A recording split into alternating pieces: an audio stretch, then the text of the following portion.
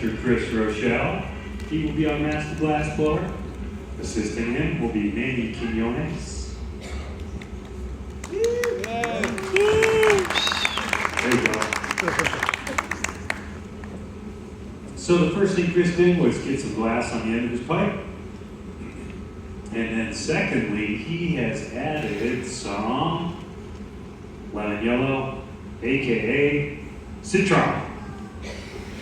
R21.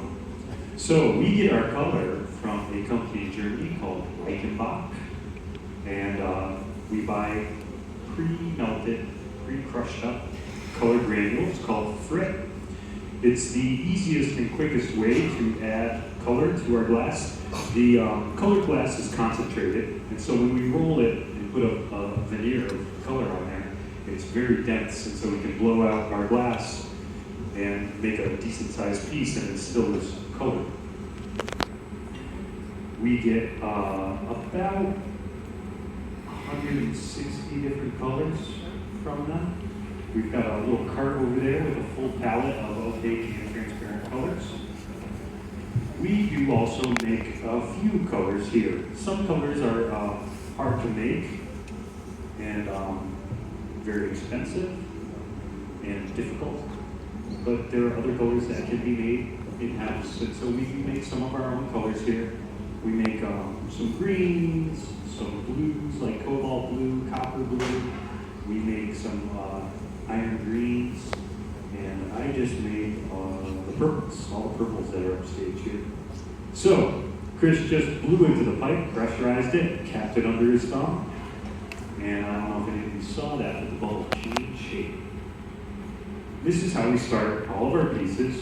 We get our first gather, we'll add our color, and then we'll put a bubble in there.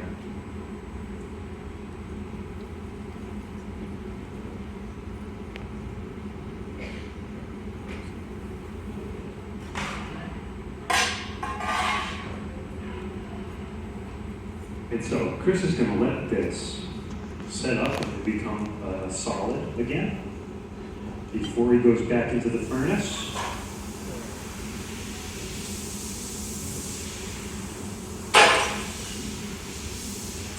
We need the structure of the interior layer to be able to get more glass out on the surface layer. If we just gathered, threw some color on there, and then while it was still moving around, went right back into the furnace, you would go in, and when you came out, you would drip off everything that you had. And so by letting this cool down and harden up, we have a larger structure, and you'll see it'll come out with at least double, if not triple, the amount of glass. Into the furnace he goes, turn, leveling out. And we've got a fresh glass. He's going to head over to the bench and use a wooden block to shape up that glass and distribute the new glass where he wants it. We use fruit wood blocks. Those are apple, pear, or cherry. They have a low sap content. They hold a lot of water, they're nice and dense, they don't burn out quickly. You'll notice we redip them every pass or two. And so this is just for shaping up that glass and getting it where we want it so that we can use it to make whatever shape we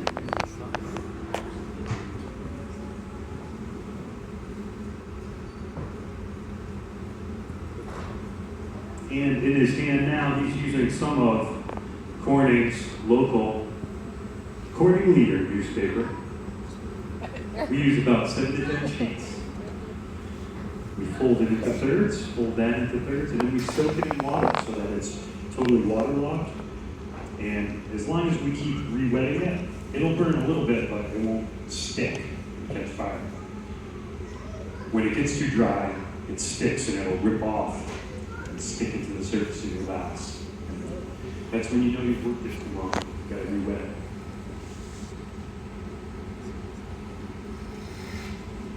So having set up the glass in the way that he wants it, he's dropping it into one of our optic molds. This is a Rigadine mold, also known as a rib mold. These are not molds that give you a finished shape. They simply give you surface texture. So these are straight ribs, and by putting a bubble in there and blowing, you push the glass into the valleys, and so it's thick and thin now. It's not an even wall bubble anymore.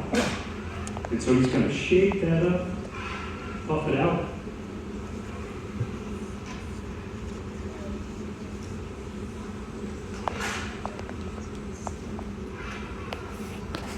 And now, using the jacks in his hand, he's starting to make a constriction right off the end of the pipe. This constriction comes into play a little later on in the process when we separate the piece from the blowpipe. All pieces have to come off the blowpipe at some point. And so we make this weak spot so that we can control how they break off. We use a combination of gravity, centrifugal force, and heat, and tools to shape our ways.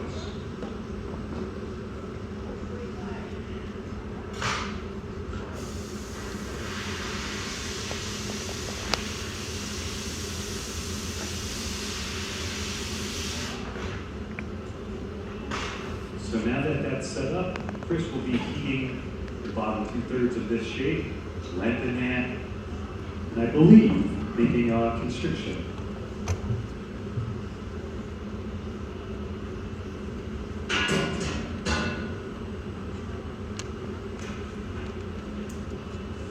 You have to have a game plan when you start making a piece. You can't just let the glass take you where it wants to go.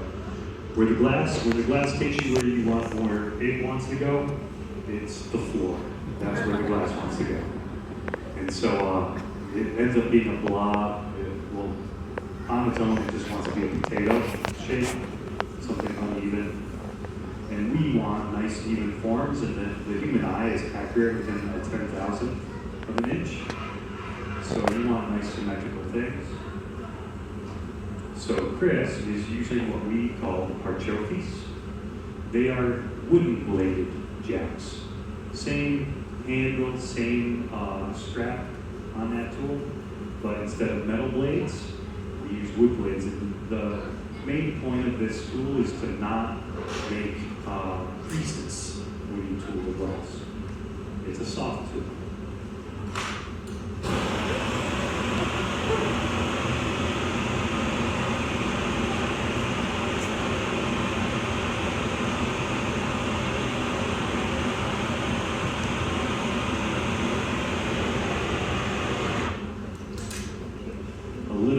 Additional spot heating with the hand torch.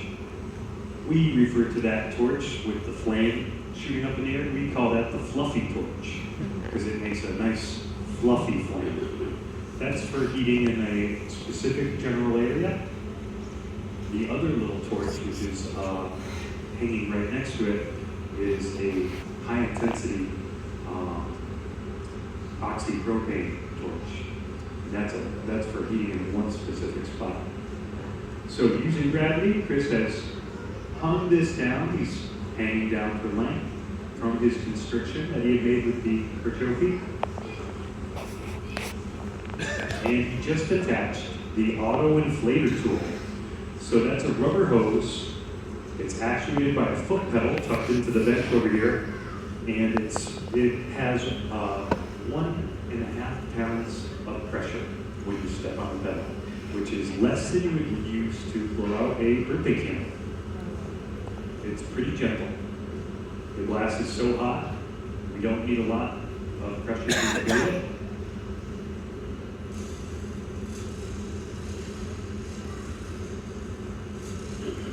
He described the piece he was going to be making as a peanut with a stem and a foot.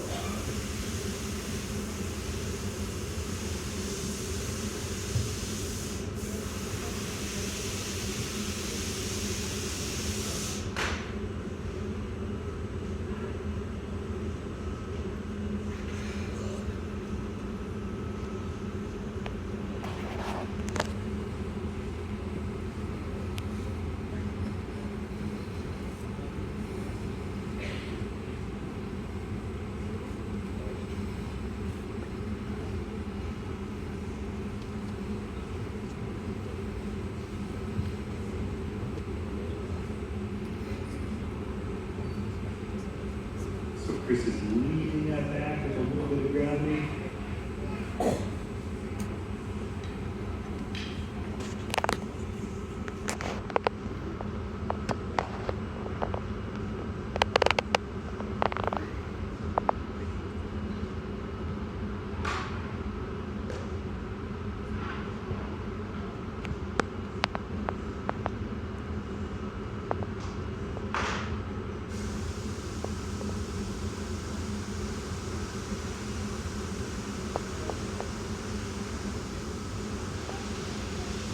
So looking at this at temperature, it does not look like it's going to be sit-on. All of the colors redshift while we use them, but some of the colors even shift even more. And this is one of them. It looks like it's an amber, but it's a light green.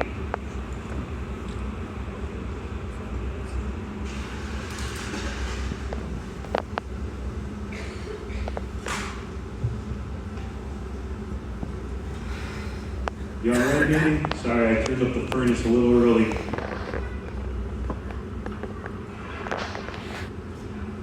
We're going to be charging some fresh glass into the furnace tonight. So I turned it up, but that makes it really tough for us to gather.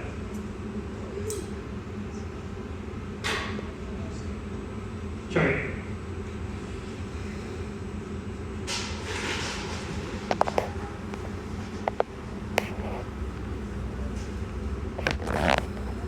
There we go.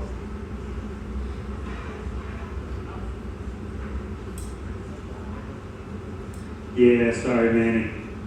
I sabotaged you.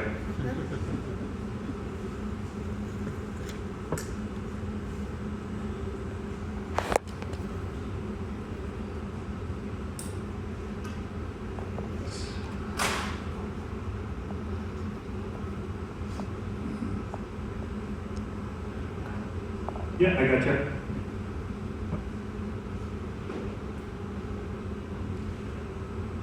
So working together, Chris and Manny have created a mold of sorts for this stem.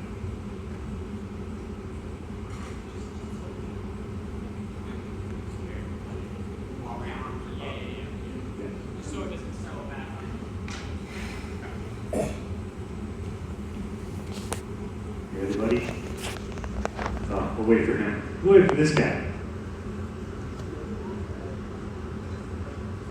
So we work out from the pipe, and we finish the bottom half of the vessel first. So we've just added our stem.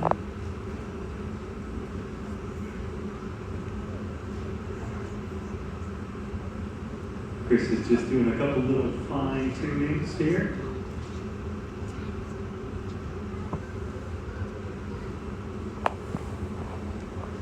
All right. We got the knob. The secret glass blower knob. Yep.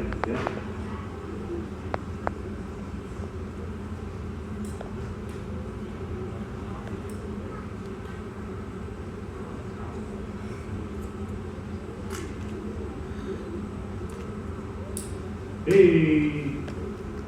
Nice. Yeah. Nice work. Nice. And so Chris is using one of the more difficult tools to use. He's using two paddles held together with a piece of leather. It's a Swedish footing tool. Think of the disc brakes in your car. Same thing. You squeeze from both sides. I am the lead technician in the museum. I fix everything and build everything. I also work on motorcycles and cars in my own time. So I look around and see everything. I'm like, it's just like on a dirt bike.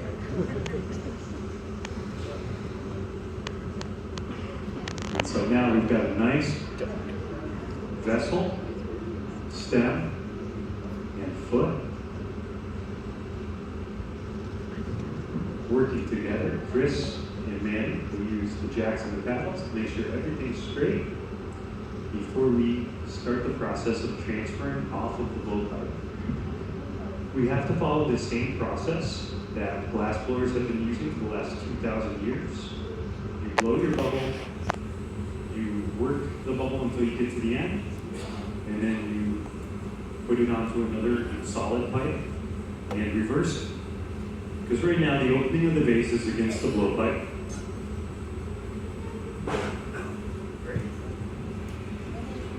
And so Manny has gotten a solid rod. This is called a punti, P-U-N-T-I.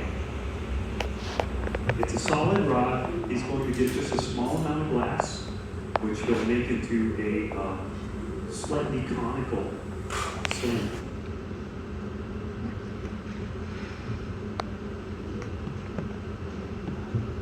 This is a thermal connection. It doesn't become completely welded onto the piece. It only sticks together because it's of a similar temperature as the existing piece.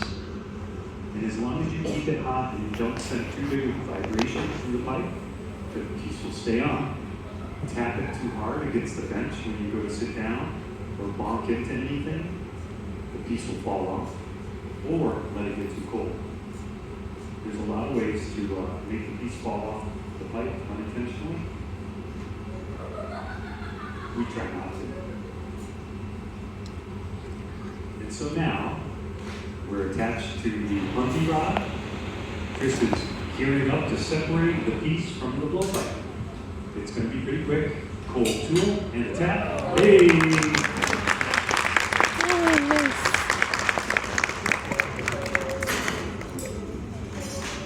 And so we have our waste glass here on the blowpipe. This is called the moil. This you'll hear pop off inside of this bin here. At some point you'll just hear something kind of like bonk.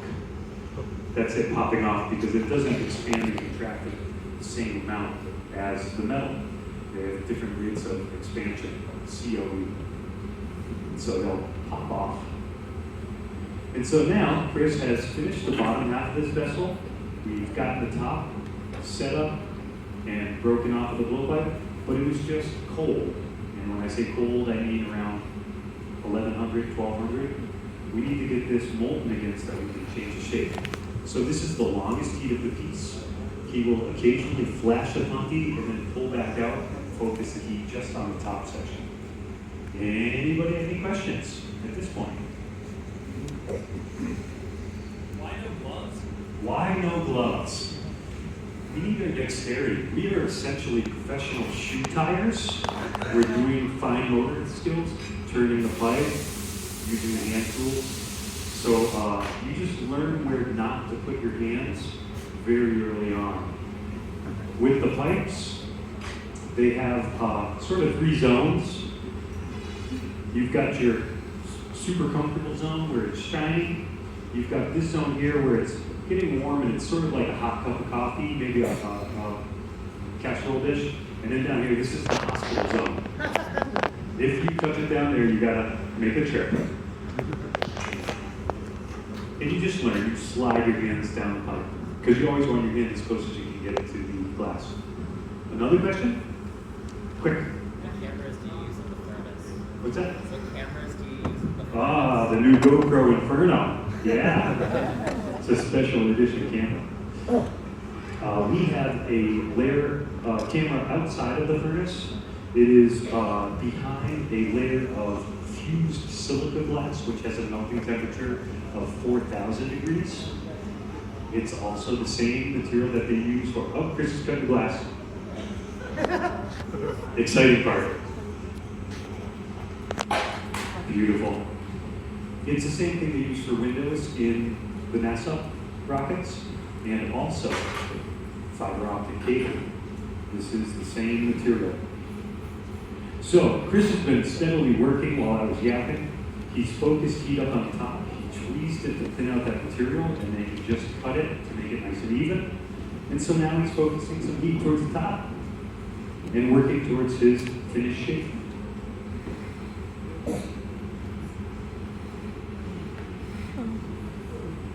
You can see the difference in temperature visually. The bottom half of this is probably about 1,300, and that top part that's glowing is probably around 1700, maybe 18 Fahrenheit. And so he's just refining that shape.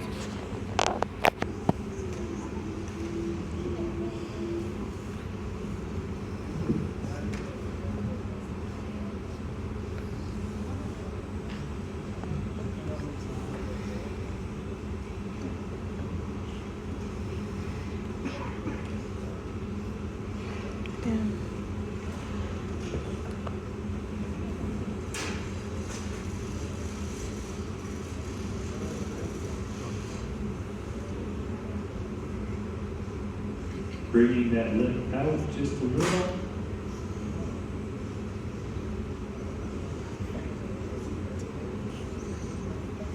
Are you flaring that out? This heat? All right, keep your eyes on this. You'll notice that the lip of the top of the vase is going to start kind of moving around. When you see it get kind of wiggly and liquefying, Chris will be using centrifugal force. Here we go. Yeah. Wow. And a little bit of gravity Wow. for a beautiful ruffled top vase. Yeah. Wow. Oh my god, so beautiful. Beautiful classic design. One last straighten. So there's one more step here. Chris has made the piece. But if we just said, okay, we're done, and we knock the piece off here and we set it on the table, after about 45 seconds, the piece will crack and break in half. We have to cool this in a slow and controlled manner over the next 12 hours. And so I've got an oven here behind me that we will be loading this in. Oh my god.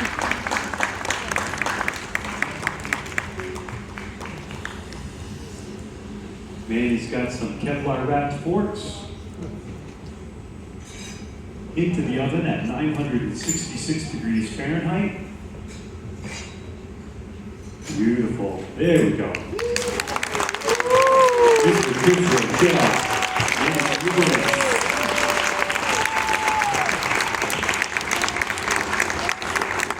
All right, let's take a question or two. Anybody got anything? Go ahead. How the chambers are heated to high temperature? Again, one more time. How these chambers are being heated to How are such... these heated? We are using natural gas and forced air. Forced air is what gives us the propulsion to bring the temperatures up high enough. We did blow glass last summer out of some wood-fired furnaces that I made for a exhibition that we did. So it can be done without forced air, but forced air. Yeah. Another question? Yes. How long does it take to reach the master class level? How long does it take to be a master, Chris? Are you a master? Yeah. I've got 30 years. Chris is 25 years. Mandy's got you do it forever. I don't know. I don't think I'm a master. I'm nowhere near a master. You just do it forever and try to get better. Yes. The temperature of the furnace. Temperature on the furnace. In the center, we have all of our. Working one, is there any difference? This one's just a little hotter. The reheating one is a little bit hotter. The glass is kept at 2,120 Fahrenheit. That one's about 75 degrees warm. Yep. Last one. What gives glass its strength? What gives it its strength? Like the glass is That sounds like a scientific question above my intelligence. Is it the heat? It's the way it sets up. It's got a crystalline structure. It's quite strong. It's strong but brittle. So yeah, I don't know. So okay. Homework tonight. Yeah, I'll have to find out. Last question. The most difficult thing to make? Manny had said earlier, he was saying that a nice, low, all curving bowl like this without any big humps in it is really tough. That's really tough because you can see the imperfections. For me, the most difficult thing that I try to make, really fancy wine goblets where you have like a cup and then like a dolphin stem or a dragon stem or a swan, and then the foot. It's called Venetian stemware. It's in the 1400 section of our 35 centuries of glass. It's just so tough because it's like so thin and so light, so it doesn't hold tea, and if you mess up at all, then it's crooked. I don't know. Everything. It likes to break. They break off too. All right. Thank you for coming to the show. If anyone's got questions, come on down.